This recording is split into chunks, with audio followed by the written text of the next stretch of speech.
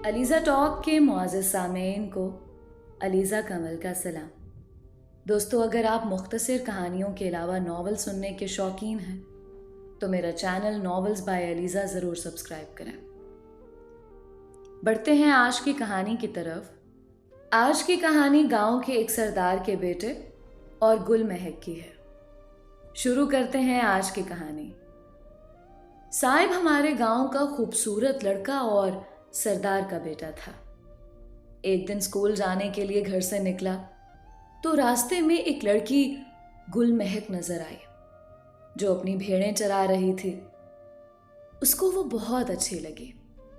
इस ध्यान में उसके कदम सुस्त हो गए और वो ताखीर से स्कूल पहुंच सका। फिर अगले दिन भी यही हुआ। आज गुल महक ने खुद ही कलाम किया, तुम रोज इधर से क्यों जाते हो? क्या तुम्हें खबर नहीं है कि इधर स्कूल है और मैं स्कूल जाता हूं? वो कहने लगी कि मुझे शक है, मेरी एक भेड़ गुम हो गई है। मेहरबानी होगी जरा इनको शुमार तो कर दो। चालाक लड़की ने कई बार भेड़ों को शुमार कराया, हालांकि कोई जानवर भी गुम नहीं हुआ था। इसी चक्कर में आज फिर स्कूल से देर हो गई और अपने उस्ताद के तुंदो तेज सवालात का सामना करना पड़ा। अब ये रोज का मामूल हो गया कि जब साहिब स्कूल जाने के लिए इधर से गुजरता और महक झाड़ के कांटे की तरह उससे उलझ जाती और स्कूल से देर करा देती। एक दिन उस्ताद ने उसके बाप से शिकायत कर दी कि क्या वजह है जो आपका साहबजादा रोजाना स्कूल देर से आता है। बाप ने लड़के को ताकीद की कि आइंदा वक्त पर स्कूल पहुंचने की कोशिश किया करो, वरना उस्ताद की छड़ी से तुम्हें कोई नहीं बचाएगा। अब गुल महक उसको रोकती मगर वो ना रुकता, भागता ही जाता कि कहीं उसके वालिद पर यह बात ना खुल जाए कि वो एक चरवाहन की जुल्फ का असीर हो गया है। मैट्रिक के इम्तिहान जूं तूं दिए, फिर गुल महक के साथ सरसब्जो शादाब वादियों में घूमने लगा। ऐसी बातें कहाँ छुपती हैं। उनकी मुलाकातों की खबरें चारों जानिब फैलने लगीं। सरदार साहब को भी पता चल गया। उन्होंने लड़की के बाप को बुलाकर तंबीह की कि अपनी बेटी को संभालो या घर में बंद रखो, उसकी वजह से हमारी इज्जत खाक में मिल गई है। सरदार से सब खौफ खाते थे। महक के बाप ने बेटी को बुरा भला कहा और उसका घर से बाहर निकलना बंद कर दिया। अगले दिन साहिब उसका इंतजार करके लौट आया मगर वो मुलाकात करने नहीं आई। बिलाखिर साहिब को उसकी सहेली का सहारा लेना पड़ा। महविश ने बताया कि उसके बाप को पता चल गया है और उसने महक के घर से निकलने पर पाबंदी लगा दी है। सहेलियां ऐसे मामलात में अक्सर बड़ी मददगार साबित होती हैं। महक ने भी उसका सहारा लिया और चोरी चोरी अपने महबूब से मिलने आ गई। साहिब को देखकर वो रोने लगी। बोली कि अब हमारा मिलना नामुमकिन है क्योंकि यहाँ तो तुम्हारे बाप का हुक्म चलता है। बेहतर है कि हम किसी और शहर को निकल जाएं, वरना एक दूसरे की शक्ल देखने को तरस जाएंगे। जानिसार सहेली ने कहा कि कल फलां वक्त रात को मैं महक को लाऊंगी, तुम भी आ जाना और उसको यहाँ से शहर ले जाना। अगले दिन सहेली ने महक की माँ की मिन्नत की कि इसको जाने की इजाज़त दे दो, मेरे घर में सहेलियों की दावत है। मगर माँ ने इजाज़त ना दी। सहेली चली गई, लेकिन गुल महक को किसी करवट चैन नहीं था। आधी रात को वो उस जगह अकेली चली गई जहां साहिब उसका इंतजार कर रहा था। दोनों रात की तारीकी में नामालूम सिमत रवाना हो गए। रात भर सफर करके सुबह एक गांव पहुंच गए। यहां साहिब का दोस्त रहता था। दोस्त के बाप ने अपनी जीप और कुछ आदमी दिए जो उनको आगे मैदानी इलाके में छोड़ आए। यहां से दोनों लाहौर अपने दोस्त के घर आए। उसने उनको सिर्फ 2 दिन रखा, फिर अपने एक और दोस्त के घर भेज दिया जो शेखुपुरा में रहता था। उधर सरदार साहब ने तनदही से उन दोनों की तलाश शुरू करवा दी। साथ ही बेटे की फोटो भी अखबार में शाये करवा दी कि जो कोई इसके बारे में बताएगा 50,000 रुपए का इनाम पाएगा। अखबार वहां भी आया जहां दोनों छुपे हुए थे। साहिब डर गया कि अब उसका दोस्त उसको हवाले पुलिस कर देगा, मगर उसने ऐसा नहीं किया, बल्कि कहा कि बेहतर है तुम लोग अपना कोई और ठिकाना तलाश कर लो। उसने सियालकोट जाने का इरादा किया। वहां उसका मामू रहता था, अब वही उसको पनाह दे सकता था।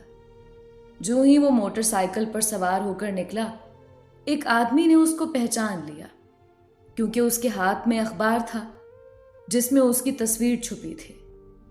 वो आदमी उसका पीछा करने लगा, ताहम साहिब उसके हाथ ना आया।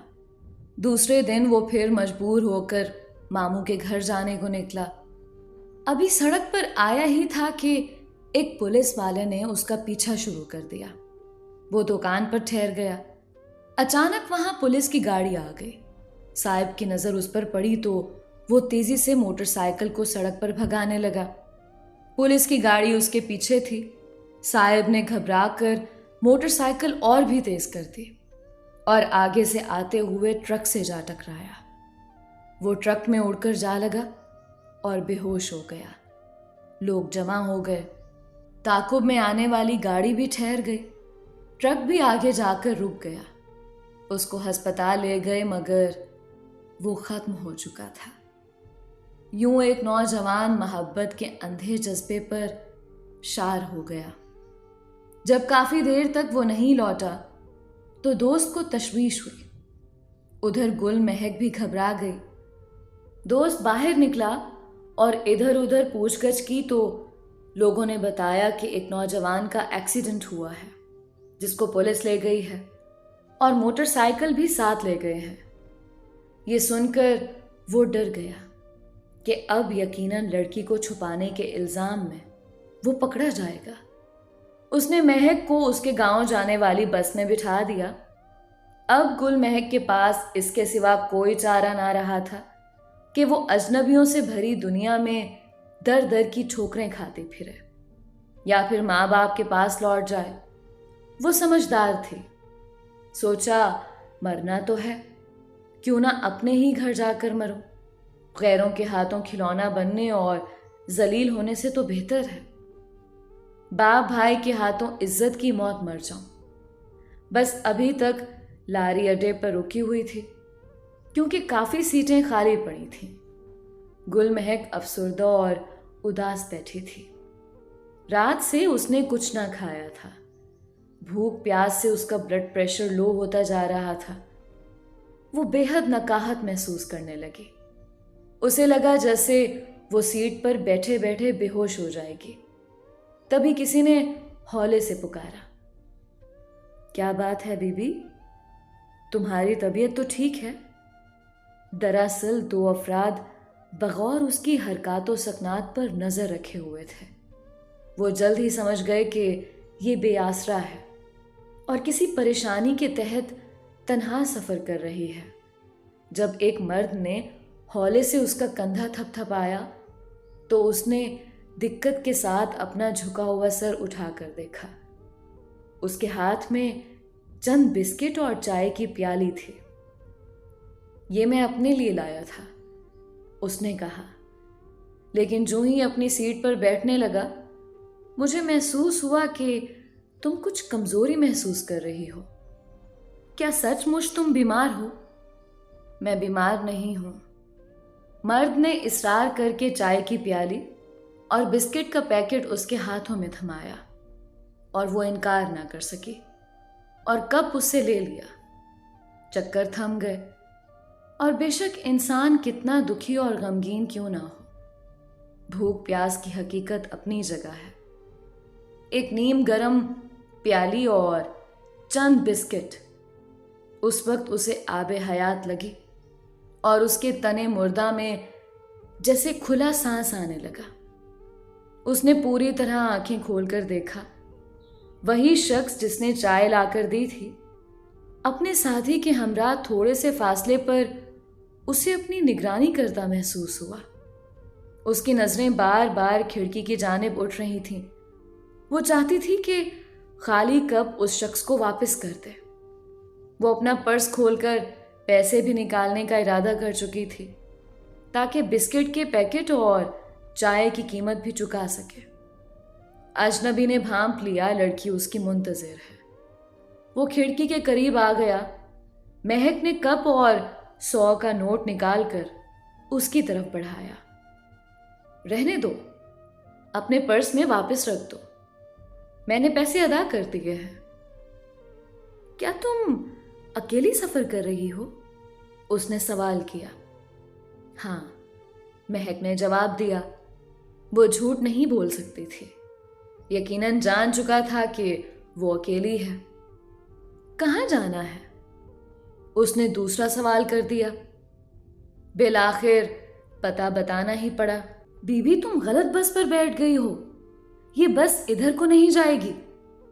तुमको किसने इसमें बिठाया है? मेरे एक रिश्तेदार ने। तभी अजनबी ने उसे गौर से देखा। गुल महक के चेहरे से रंग और महक सब उड़े हुए थे। उसका चेहरा इस कदर मुरझाया हुआ था और आंसुओं से धुला लग रहा था जैसे अभी अभी अपने किसी प्यारे की मैयत से उठकर आई हो। वो रिश्तेदार बस के रवाना होने तक रुका क्यों नहीं? उसे जल्दी थी वापस जाने की। अच्छा, टिकट तो होगा तुम्हारे पास, मुझे दिखाओ। महक ने पर्स निकालकर टिकट दिखाया। ये तो कोई तुम्हारा दुश्मन ही कर सकता है जिसने तुमको गलत बस में बिठा दिया है। ये तो खुशाब तक का टिकट है, ना कि नौशहरा का और ना वादी सून का। वो घबरा गई। उसे तो वादी सून का रास्ता भी पता ना था। आते हुए साहिब साथ था। जिंदगी में पहली बार गांव से निकली थी। भला उसे इन रास्तों, बसों, लारियों और वैगनों की क्या खबर थी? अभी वो सोचों में गुम थी कि मुसाफिर एक के बाद एक सवार होने लगे। तभी वो उतर गई क्योंकि अब बस चलने वाली थी। वो अजनबी उसे औरतों के लिए मखसूस इंतजार गाह में ले गया और बोला, यहाँ बैठ जाओ, नाश्ता वगैरह कर लो। अभी वादी सून की तरफ जाने वाली बस के आने में काफी टाइम है। महक ने नाश्ते से इनकार कर दिया। आंखों में तो साहिब के एक्सीडेंट का मंजर जमा हुआ था। दिल में उसकी जुदाई का दर्द लहरें ले रहा था। कहाँ का नाश्ता और कहाँ का खाना। बस चाय काफी हो गई। उसे इंतजार गाह में छोड़कर अजनबी और उसका साथी बज़ाहिर मालूमात की खातिर टिकट काउंटर पर चले गए। 15 मिनट बाद वो लौटे और महक को बताया कि खुशाब जाने वाली बस तो सुबह चली गई थी और अब वो बस कल सुबह आएगी। ये सुनकर महक परेशान हो गई। तुम रात कहाँ रहोगी? जहां कहती हो हम तुमको पहुंचा देते हैं। कल सुबह 7 बजे से कब्ल इधर आ जाना। वादी सून वाली सवारी तुमको मिल जाएगी। वो गूंग बैठी थी। लगता है रात रहने को तुम्हारा कोई ठिकाना नहीं है। अगर मुझ पर भरोसा करो तो मेरे साथ मेरे घर चल सकती हो। घर में मेरी बीवी बच्चे हैं। रात उनके पास रह जाना। सुबह तुमको तुम्हारे इलाके को जाने वाली बस में सवार करा देंगे। मैं यहां इंतजार गाह में बैठकर रात गुजार लूंगी। तुम्हारी मर्जी है।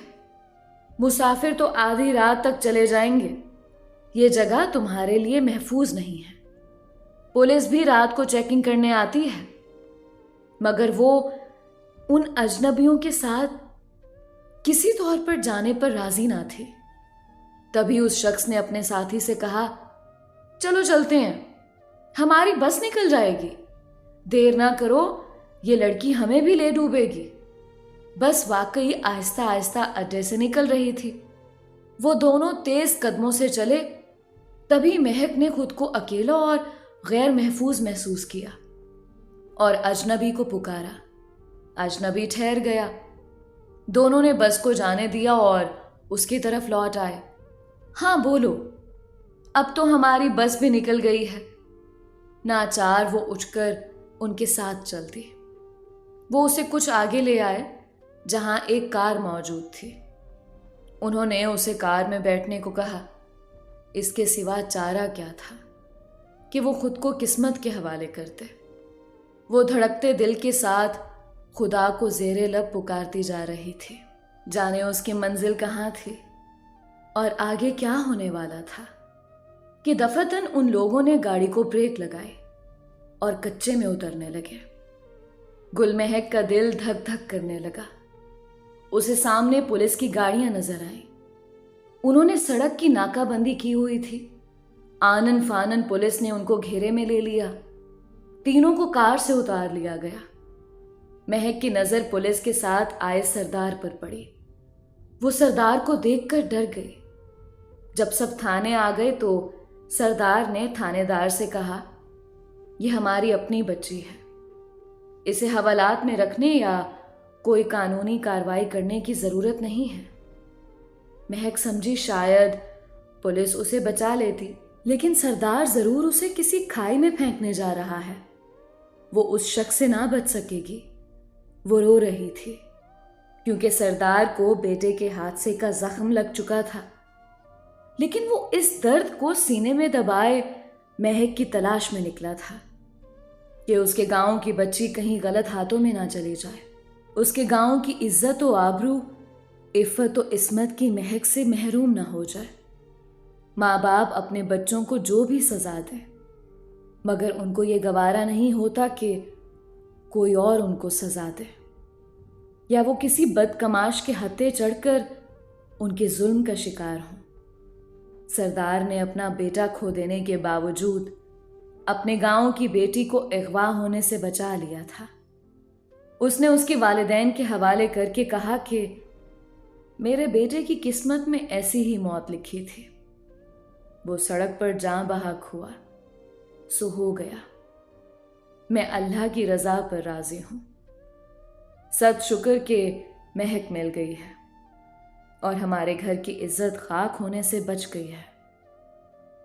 दोस्तों, ऐसे होते हैं सरदार जो सर ऊंचा ही रखते हैं, चाहे फर्श पर हो या तख्ता-ए-दार पर। इसीलिए कहा जाता है कि सर बड़े सरदारों के। जो हकीकी मानों में सरदार होते हैं ना, उनके सर यानी कि अक्ल ही नहीं बल्कि दिल भी बड़े होते हैं। दोस्तों, ये थी आज की कहानी। उम्मीद करती हूँ कि आपको बहुत अच्छी लगी होगी और आपको बहुत कुछ सीखने को मिला होगा। अपनी राय का इजहार कमेंट्स में ज़रूर किया करें। अगर आप भी अपनी कहानी मेरे साथ शेयर करना चाहते हैं तो इंस्टाग्राम पर ज़रूर शेयर करें। इंस्टाग्राम लिंक यूट्यूब डिस्क्रिप्शन के नीचे है। मिलते हैं एक नई कहानी के साथ। तब तक के लिए अलीज़ा कमल को इजाज़त दीजिए। अल्लाह निगहबान।